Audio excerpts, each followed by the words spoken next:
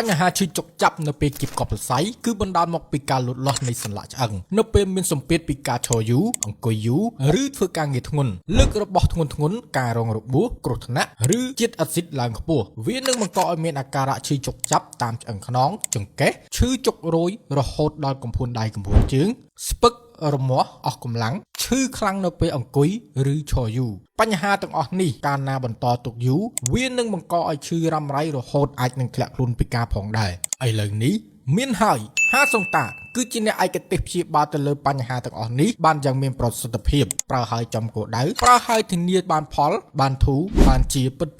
ផលិតផលហាសងតានេះគឺជួយបញ្ហាសរសៃអាស៊ីតហើយនិងសន្លាក់គឺបានផលពិតប្រាកដមែនអាការៈរោគខ្ញុំឈឺចល័កឈឺសរសៃដល់បានប្រើហ្នឹងទៅអត់ឈឺកេះឈឺសរសៃហ្នឹងខ្ញុំឈឺដែលអង្គខ្នងឥឡូវខ្ញុំហូបបានមួយទឹកដល់បានជា